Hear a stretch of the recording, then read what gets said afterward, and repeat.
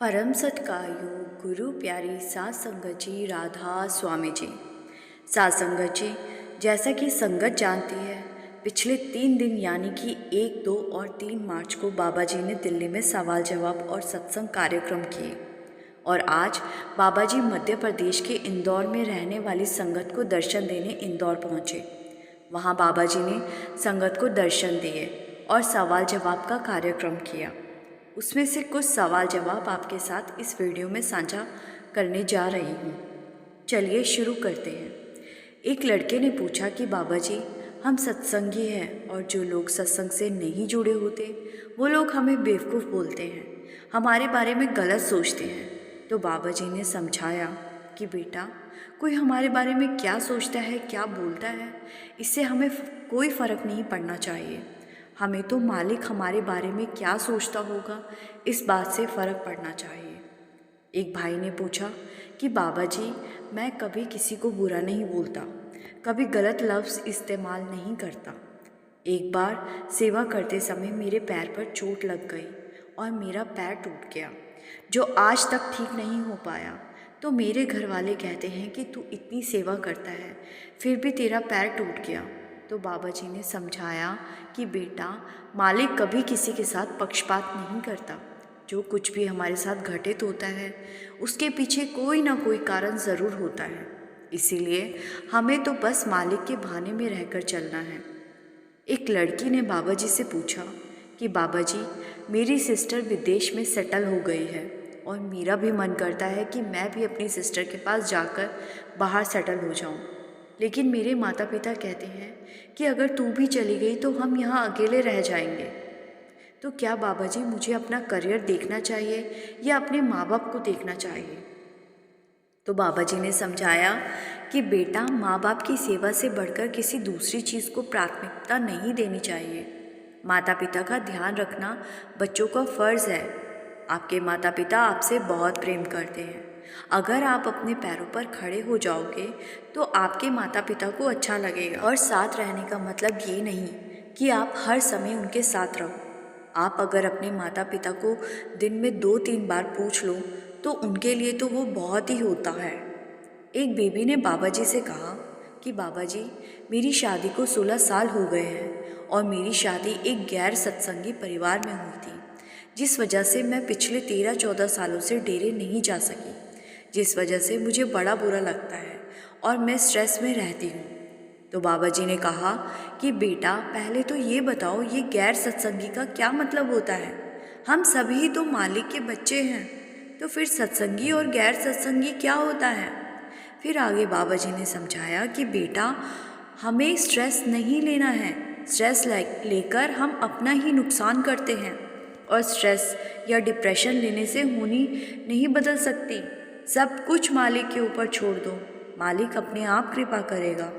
फिर यही बीबी बाबा जी से कहने लगी कि बाबा जी, मेरी दादी इंदौर सत्संग सुनने आना चाहती थी, लेकिन हम उन्हें लेकर नहीं आ सके और उनकी 3 महीने पहले डेथ हो गई। तो क्या उन्हें सत्संग घर ना लाकर हमारे कर्म बनेंगे? तो बाबा जी ने कहा कि बेटा, जब इंसान का जन्म होता है उसी समय वो मालिक उसका जाने का समय तय कर देता है। आना और जाना तो सब उस मालिक के हाथ में है। हमें इन सब चीज़ों पर विचार नहीं करना है। हमें तो मालिक की रज़ा में रहना है। मालिक जो करता है सोच समझकर ही करता है। फिर एक भाई ने पूछा कि बाबा जी, मुझे आपसे केवल एक बात के लिए मार्गदर्शन चाहिए। मेरा एक बेटा है जो 25 साल का है, लेकिन वो एक एबनॉर्मल चाइल्ड है। मुझे और मेरी पत्नी को यही चिंता रहती है कि हमारे बाद हमारे बेटे का क्या होगा। तो बाबा जी ने समझाया कि बेटा, ये हमारी गलत फहमी है कि हमारे बाद हमारे पीछे हमारे रिश्तेदार का क्या होगा। करने वाला वो मालिक है बेटा। किसी के जाने से मालिक ने जो लिखा है वो बदल नहीं जाएगा। सृष्टि किसी के जाने से भी चलती रहेगी, इसीलिए हमें चिंता नहीं करनी और सब मालिक के ऊपर छोड़ देना है। फिर किसी ने पूछा कि बाबा जी, आप अक्सर कहते हैं कि मेहनत तो हमें ही करनी है।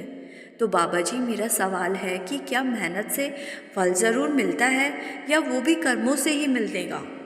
तो बाबा जी ने कहा कि बेटा, फल तो मिलेगा, लेकिन समय आने पर मिलेगा। हम मालिक से मांगते हैं और मालिक इतना रहम दिल है कि वो हमें दे देता है, लेकिन हम उस चीज़ को संभाल नहीं पाते। इसीलिए हमें मालिक से कुछ मांगना नहीं है, हमें तो बस मेहनत करते जाना है। मालिक अपने आप समय आने पर वो सब देगा जो हमारे लिए सही होगा। फिर एक लड़की ने पूछा कि बाबा जी, जो लोग सत्संग पर नहीं जाते लेकिन इंटरनेट पर अक्सर सेवादारों के बारे में सुनते रहते हैं, तो ऐसे लोग अक्सर हमसे पूछते हैं कि तुम लोग फ्री में वहाँ सेवा क्यों करते हो। तो बाबा जी ने समझाया कि बेटा, सेवा हम किसी दूसरे के लिए तो नहीं करते, सेवा तो हम अपने लिए करते हैं, जिससे कि हमारे मन में विनम्रता आए और एक अच्छा माहौल बन सके। और बेटा, परमार्थ और राजनीति इन दोनों में कभी किसी से बहस नहीं करनी है। एक भाई ने पूछा कि बाबा जी, मेरी मम्मी आज से 25 साल पहले आपसे नामदान लेने गई थी, लेकिन उस समय उनको नामदान नहीं मिल सका था और उसके बाद से वो बीमार रहने लगी थी और आज तक ठीक नहीं हो पाई, जिस वजह से वो दोबारा नामदान लेने नहीं जा सकी।